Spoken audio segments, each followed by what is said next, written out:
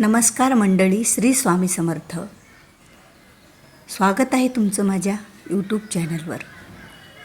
श्रावण महिना हा महादेवाला अतिशय प्रिय असा महिना. या महिन्यामध्ये महादेवाची पूजा सेवा करण्याला अतिशय असं महत्त्व आहे. कारण पार्वतीने याच महिन्यामध्ये श्री शंभू महादेवाला प्रसन्न करून घेतलं होतं आणि त्यांना वर स्वरूपात प्राप्त करून घेतलं होतं. तर हा जो महिना आहे हा विशेष महादेवाच्या पूजेकरता मानला जातो. तसेच या महिन्यातील सोमवाराला सुद्धा अतिशय असं महत्त्व आहे. या महिन्यातील सोमवार श्री शंभू महादेवाला एवढे प्रिय आहेत की या महिन्यात जो कोणी श्रावण सोमवार व्रत करेल आणि शंभू महादेवाची पूजा करतो त्याला त्याच्या इच्छेप्रमाणे फलप्राप्त हे होत असते. तर दुसरा श्रावण सोमवार घरच्या घरी पूजा कशी करावी?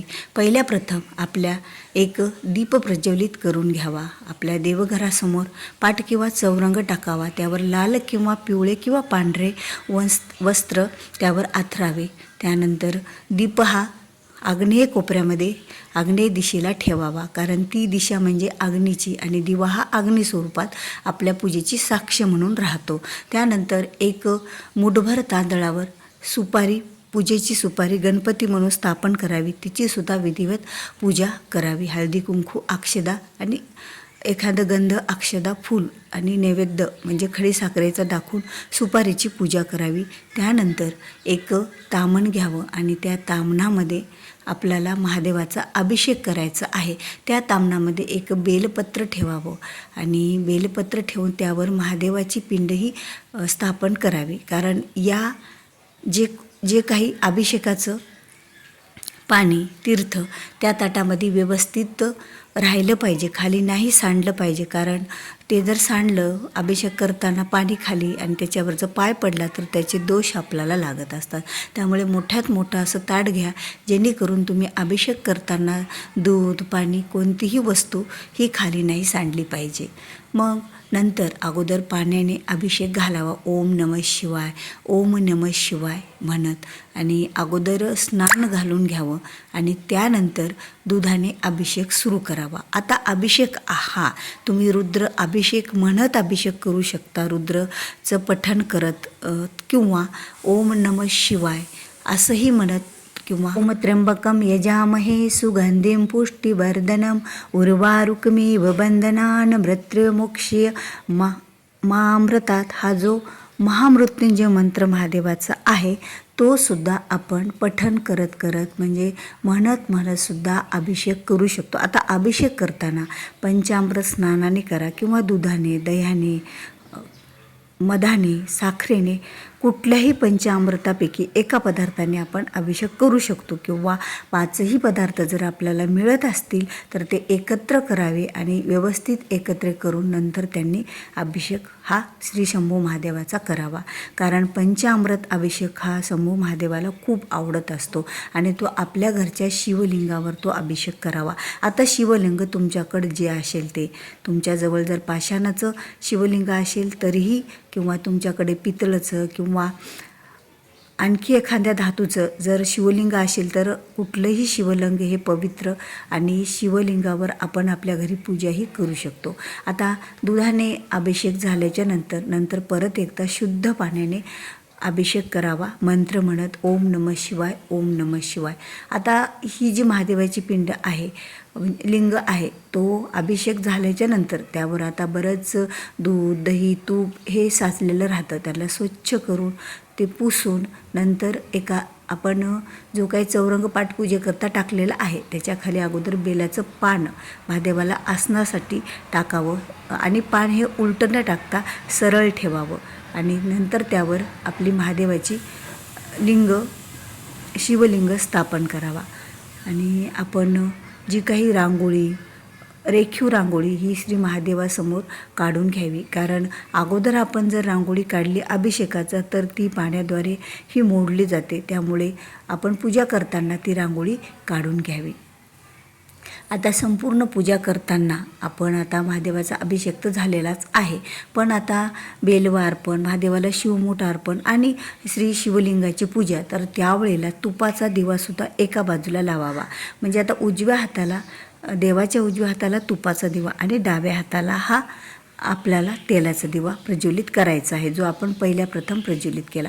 आणि आता तुपाचा दिवा आपल्याला शांत होऊ द्यायचा नाही, जोपर्यंत आपली संपूर्ण महादेवाची पूजा आरती नैवेद्य होत नाही तोपर्यंत. मग तो तुपाचा दिवा प्रज्वलित करावा आणि त्यानंतर आपली महादेवाला अगोदर विभूती अर्पण करावी, नंतर हळदी कुंकू अक्षदा अष्टगंध, त्यानंतर रुईचे वस्त्र हे महादेवाला फार आवडतात, कारण महादेवाला पांढरा रंग आवडतो आणि रुई ही पांढरी असल्या कारणाने महादेवाला रुईचे वस्त्रसुद्धा अर्पण करावे. आणि रुईचे वस्त्र हे सर्व पूजा झाल्याच्या नंतर आपल्याला आता शंभू महादेवाला शिवमूठ ही अर्पण करायची आहे. तर दुसरा सोमवार शिवमूठ ही तिळाची आहे.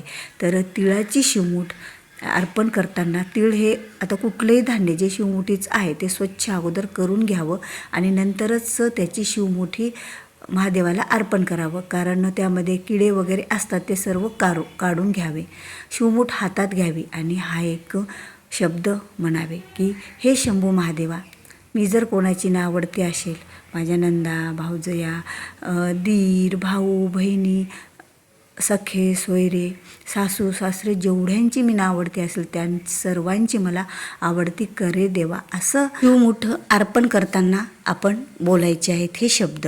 आणि नंतर शिवमुठी अंगठ्याद्वारे अगोदर अर्पण करावी, त्यानंतर सरळ हाताने अर्पण करावी आणि त्यानंतर मुठीद्वारे अर्पण करावी. अशी 3 प्रकारे शिवमुठ आपल्याला शंभू महादेवावर अर्पण करायची आहे. ही शिवलिंग ही कोरडी न अर्पण करता थोडं थोडं त्यामध्ये पाणी घालावं आणि नंतर ती शिवमुठ शिवलिंगावर अर्पण करावी, कारण ती मूठ ही ओली करूनच महादेवावर अर्पण ही केली जात असते. आणि शिवमुठ अर्पण केल्याच्या नंतर आपल्याला 3 वेळा आता ही शिवमुठ आपण अर्पण करत आहोत.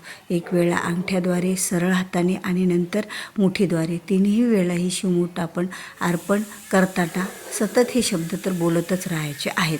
जर तुम्हाला हे म्हणता येत नसेल तर ओम नमः शिवाय, ओम नमः शिवाय असंही म्हटलं तरीही चालेल. आणि शिवमुठ अर्पण केल्याच्या नंतर त्या शिवमुठीची सुद्धा पूजा केली जाते. हळदी कुंकू गुलाल अर्पण करून आणि नंतर फुले बेलपत्र अर्पण करून महादेवासोबत महादेवावर अर्पण केलेल्या शिवमुठीची सुद्धा पूजा ही करावी लागत असते. आणि शिवमुठीची पूजा केल्याच्या नंतर आपल्याला 108 जे काही आपण बेलपत्र अर्पण करणार आहोत ते बेलपत्र शिवनामावली म्हणत अर्पण करावे, कारण शिवनामावलीमध्ये शिवाच्या 108 नावांचा उल्लेख आहे आणि शिवांचा 108 नावं घेत शिवनामावली म्हणत ही शिवमुठ श्री शंभू महादेवावर अर्पण करावी. आणि महादेवाला सर्वात जास्त प्रिय असणारे बघा पांढरे फुले, हे तर पूजेमध्ये खरंच आवश्यकच आहेत. तुम्हाला नाही जास्त मिळाले, एक का होईना फूल शंभू महादेवाला हे सोमवारी आपल्याला अर्पण बेलपत्रासोबत करायचं आहे. आणि खरंच पावसाळा सुरू आहे तर फुले हे आपल्याला सहजच कुठेही हे मिळतीलच. आणि ज्या वेळेला आपण बेल अर्पण करतो त्यावेळेला शिवनामावली म्हणताना सुद्धा आपल्याला एक शिवनामावली म्हणलं तर 1 बेलपत्र अर्पण करायचं आहे. आणि तो तुपाचा दिवा हा अखंड चालू ठेवायचा आहे, कारण तुपाचा दिवा चालू राहत जर महादेवाची पूजा केली तर आपल्या घरामध्ये एक चांगली ऊर्जा निर्माण होते आणि नकारात्मक ऊर्जा ही आपल्या घरातून बाहेर जात असते. पूर्ण 108 बेल अर्पण झाल्याच्या नंतर 108 तांदूळसुद्धा ओम नमः शिवाय, ओम नमः शिवाय अख्खे तांदूळ महादेवाला अर्पण करावं. हे प्रत्येक सोमवारीच आपल्याला हे तांदूळ अर्पण करायचे आहेत बेल अर्पण झाल्याच्या नंतर.